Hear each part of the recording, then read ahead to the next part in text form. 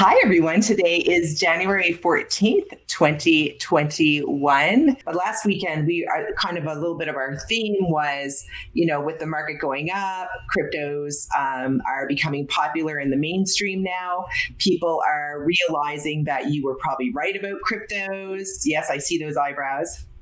You were right about cryptos all along, MooAnt. Everybody knows now. So, of course, people are descending from everywhere upon us to get us to help them with cryptos. And my point about that was, why should you be responsible if someone's exchange is hacked and they lose their money, right? I agree. And I'm here to tell you that since that time, one of our subscribers was who had bought a ledger was hacked just in the last 24 hours. And it was through a phishing attempt. So the cryptos on their ledger are as safe as they've ever been. What they're being a victim of or victimized with is probably having some of their personal information because they decided to put their personal information and trust a centralized source to keep it safe. So that was the first mistake. But I'm sure their cryptos are as safe as they've ever been. Now they just need to guard against identity theft and phishing attempts through their emails and things like this. Yeah, because it was the exchanges that they got a hold of. So it was through their personal information that they were hacked through a phishing attempt. And that is, clicking on something that is not from the people who they say they are many times. And then they get into your computer and they go into your exchanges, they get your passwords. And I believe that the first thing they changed was the 2F authenticator. That was the 2FA. first thing. Yep. 2FA. That would typically be about their second one that they would hit. Yep, that's the important one. I was going to say about the exchanges, when people keep their money on there is a chance that you could end up getting hacked. And you mentioned last week when we were talking about all this, there's a reason why you don't use 2FA. And if you wanted to share that with everybody, I think that would be very helpful information. Yeah, 2FA just kind of exposes you to a different way. It's what we would call another attack vector. So each one of these things, people should be aware of.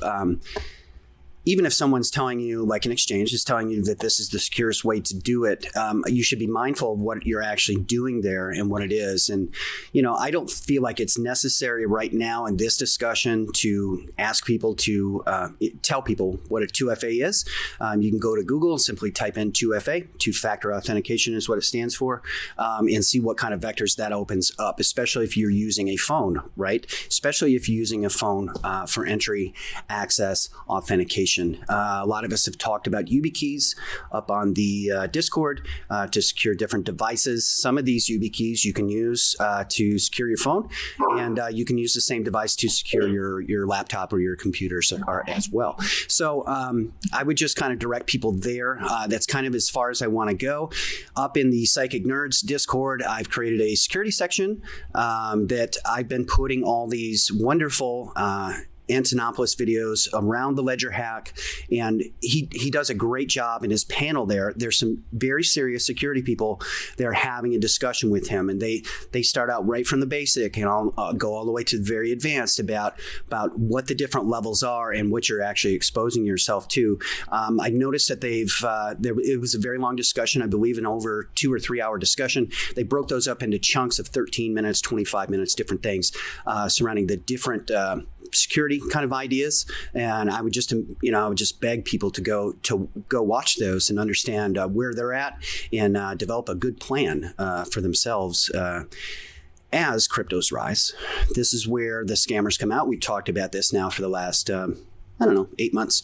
As we're experiencing these wonderful rises, this is what's going to draw the scammers, the dumb talking YouTube heads out, the scams, the phishing attempts, the grifts, all the things that we, as these portfolios grow larger and larger, it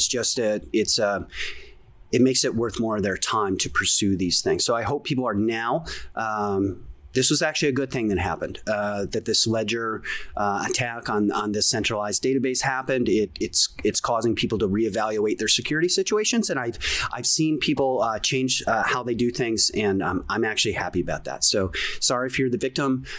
Get smart real quick and build up a defense and get ready, because this market's going to explode. And, some people are very overextended, right?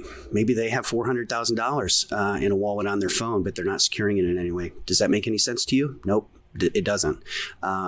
Or maybe it's only $100,000 now. Well, that could easily be $400,000, right? So you got to start being smart about how you're going to secure these things.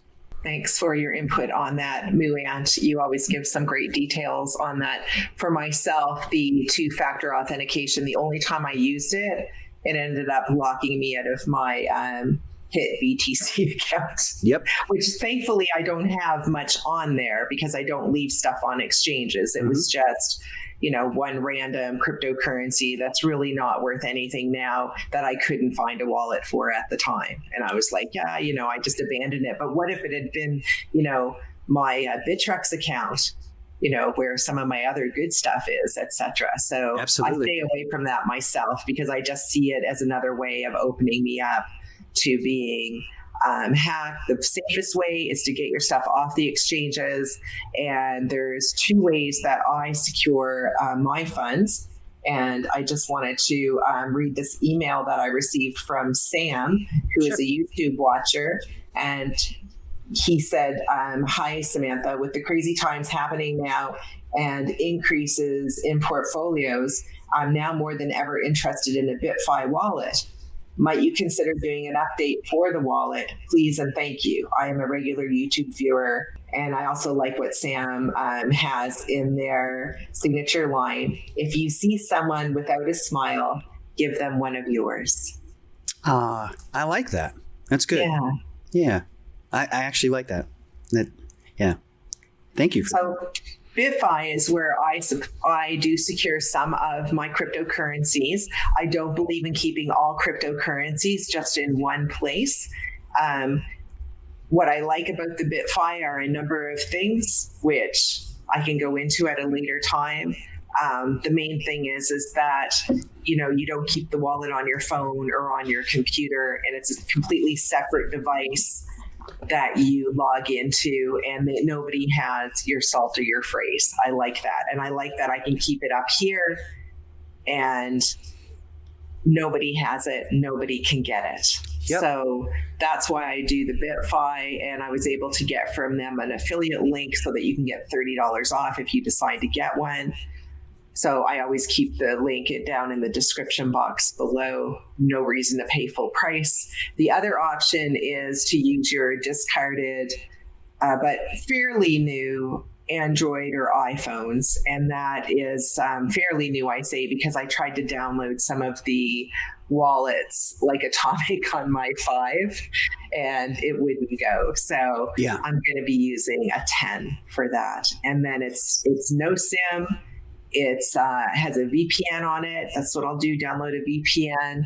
I'll just use it over my secured Wi-Fi at home. Because remember, when you keep your Exodus wallet on your laptop and you're at the airport, I mean, that's just cray-cray. Do not do stuff like that ever. Right.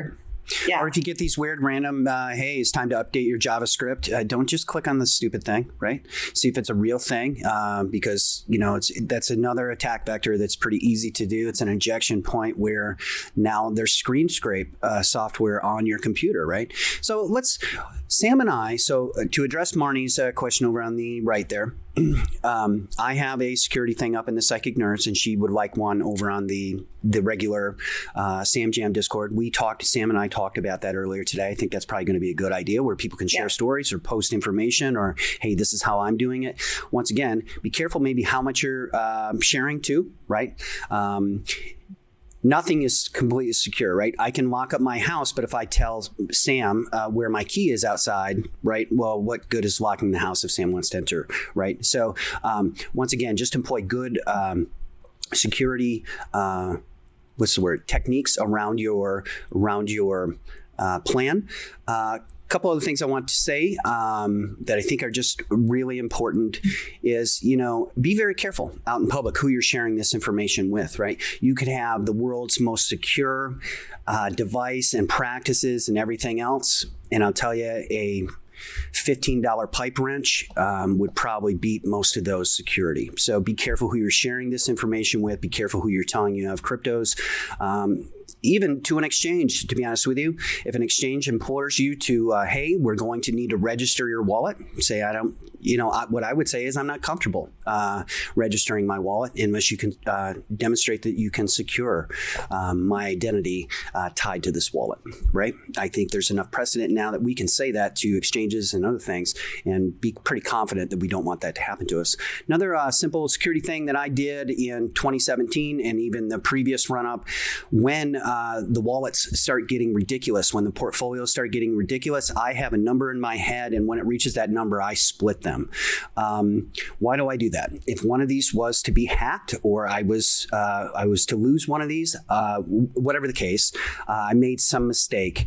I'm okay with losing a fifth of my stack, or a third of my stack, or an eighth of my stack, but I'm not okay with losing all of it, right? I am not okay with that. So by just separating these out, that's one thing that I do that I just kind of implores it. It reassures me that I don't have it all in one central place, right? So if I do get tagged, maybe they only get a sixth of my stuff, or they only get a tenth of my stuff. Just something to think about, you guys. Yeah, that's literally how I do it. I'm okay with, and I just consider it the price of admission. This is the price of my admission. I mean, this is not a lottery ticket that I just picked up off of the ground. I did my time, I did my research, and I paid the price. Have I paid a bigger price as other people? No, because I did my research and I listened to people when they said, send a sampler first before you send the whole thing. Yep. What are we seeing? So let's talk about some things that we're seeing. What we're seeing is places like eToro say, hey, we probably are going to have to limit the buys. We don't have the amount of currency or cryptos to cover it. We're seeing other places now discussing about maybe imposing some limits on the buys as the prices rise and the herd is coming. It is easy to see, and I'm having some issues today. It's going to be hard for me to share some things, so you'll just have to take my word for it. But there are some things going on that you can see on chain and off chain, but specifically coming back on chain now, you're seeing a lot of stable coins flow back to the exchanges. Typically when this happens, a lay person or a new person might say, oh, that means people are getting ready to cash out. In my experience, this is when people buy. They bring those stable coins back onto the exchanges, and that's when they start buying like crazy. So we're seeing all sorts of things. I probably will share a few things, but I can't really do it while I'm holding this mic in this weird setup than I am now. But I agree with you, Sam. We are starting to see some supply crunch, and more importantly, probably we are starting to see stablecoins flow back to the exchanges to do some buying. That's really good. What is that going to do? It's probably going to put a lot of buying pressure on the coins you like. Once again, I would just kind of say to people, can you trust that the exchange that you like or the exchanges you love have the cryptos that you want to buy next week, next month, 3 months from now, right? So I have the ones I already want and need. I bought some things this week. I bought DOT and I bought some more ETH. So just to make sure I get it. And looking at the market today, DOT's losing its mind and looks like ETH is too. So good for them. Yeah, and I'm waiting for Tezos to pop again, because remember before when it was around $2? Yeah. And I was like, yeah, it's unloved. And during the pullback where it fell like way below $1 trillion, Tezos did pretty good in that. Like, it didn't get slammed like a lot of the other stuff, right? It really held its ground. That was one of the good things about Tezos, is that it seemed to be, and we've seen this before with Tezos, right? So this is where I would employ my psychic medium badass friend to say, man, why is this, right? Because we've seen Tezos be insulated from these drops numerous times now. That's really cool. And what great entry points from where you and I both see it in the future. Solid performer, real tech. There's going to be a lot of people out there that tell you that the tech is not there. It is. It actually is. What they don't have are really the users. What they do have is an amazing dev base. So there's a lot of developers there creating. So, sometimes you got to have the devs like ETH before people actually start to use these things. So excited. Yeah, absolutely. And right now, a lot of it's on speculation. I'm going to go ahead and go through the CoinGecko list right now because we're still in the first 30 minutes. And I want to make sure that the folks over on YouTube who are here for the freebie, and welcome to those of you who are new. If you have not pressed the subscribe button, please do that and like, subscribe, and share with your friends. We want to get the word out there about cryptocurrencies.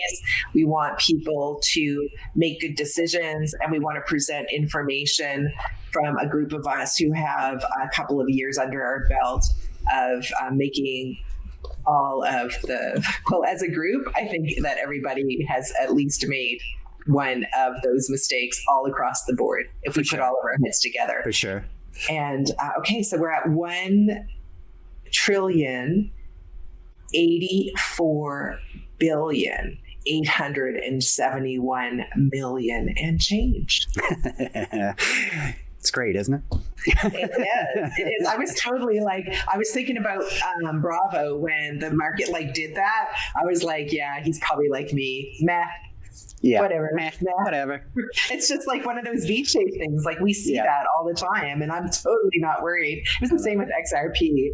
I'm like, don't dump your XRP at 17 cents, you dummy. You're just being taken advantage of. How many times does this have to happen to you? Anyways, I'm pointing it out because it makes me mad because it's the little guy, the person who is not in the know. This is all that they have. I know. That's why they're panicking. And these, I don't even know what to call them, these individuals who are taking advantage of that. And some of them are just spreading fear for the sake of the clicks. I mean, that's even more evil. Most of them are, to be honest. I don't even know what to say about that. Polkadot, awesome. We were expecting that to run. People were loading the boat on Polkadot. Now it is making a run for $13. It has passed its all-time high. Most of us bought in under $3. Congratulations to those of you who jumped on. And was that not August of 2020? Yeah, that sounds about right. Yeah. That sounds about right. Yeah. Yeah, so that's a pretty good return. And you know what? A lot of people, even the lady who asked for help to get into cryptos back in October, she got her Polkadot at around $4. And I was very excited that, the prices stayed suppressed for a little bit longer, giving her an opportunity. I'm not a big fan of Litecoin. I don't see it going away. I just don't like what Charlie Lee did, so I cannot support Litecoin or anything like that. I know that I work in this space to give unbiased point of view, but I am biased against Litecoin because I watched the whole thing unfold. I was not a YouTuber at that time. I could not say anything. I did not have proof out at that time that I am for real and not one of the fakes or not so good ones. And I feel bad about that, but I'm glad that a lot of people bought Cardano. It's now at 32 cents. That is still a buy price. Remember what I said about the first wave? I'm going to repeat it again because we have a lot of new people. The first wave is going to be lots of ups and downs. So there's going to be lots of opportunity to dollar cost average. And then what happens when the second wave arrives? It's almost straight up. So that's why I don't agree with this, selling off a 30-year portfolio expecting a crash. They were expecting a crash when it was $260 billion. And I swear I'm going to bring up those when we do a review at some point this year. I'm going to bring those out because I want to deal with the human psychology of this whole market. And don't listen to people who tell you that this is going away. And guess what? Warren Buffett, he was behind me on gold. I was ahead of that man by at least 1 year on gold. So do not listen to him about cryptocurrencies. That's right, Warren. There's a new gal in town. I love it. Bitcoin Cash, again, store your gunpowder there. Do not keep it in fiat currencies. This market is up, up, up.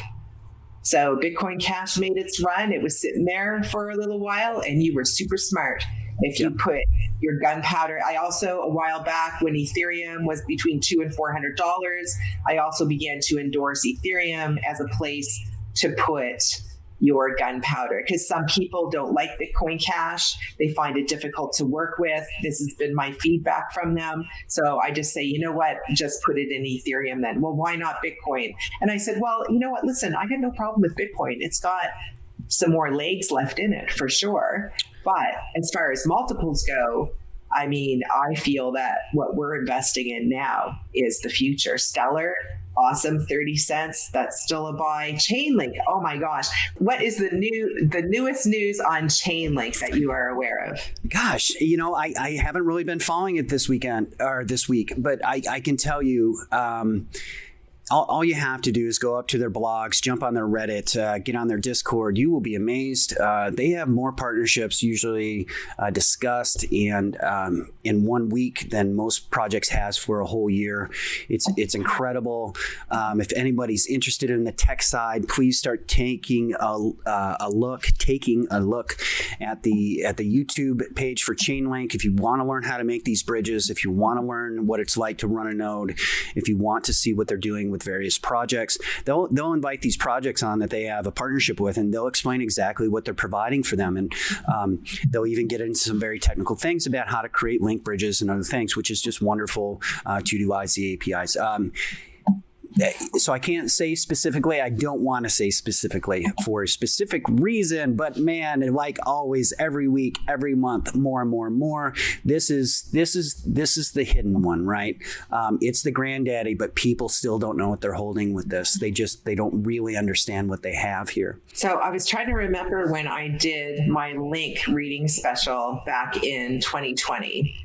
I know that I'm thinking that it was around here where I'm pointing at. It says March of 2020, because I remember people were paying $2 and some change. Yeah. For link. And the deal was that, I mean, I don't do readings full time. I'm a full-time creator over on Patreon. But I do readings too. It's almost like sharpening your tools. Yep. I like to do readings because it teaches me a lot and people get value from it as well. But of course, I only have a limited amount of time. So I did the link readings in order to encourage people to buy link. So you would get like this smoking deal on a reading if you paid for it in link. And the idea was that you would go and buy more link. And then it went on this really, really big tear. Yep. Huge tear. And I have been watching it very closely because there's so much coming out. I just cannot keep track. Right. So let me reference something that, because I don't want to talk about it at length. We have other things to do, right? We've got our own job to do here. But if anybody would like to go watch the video from a couple days ago from Crypto Chico, and he's talking about $1,000 link, right? He's going to make a very important connection there that is lost on most people, and I haven't seen anybody make this connection before he made it. I can tell you this is real. I believe it to be true.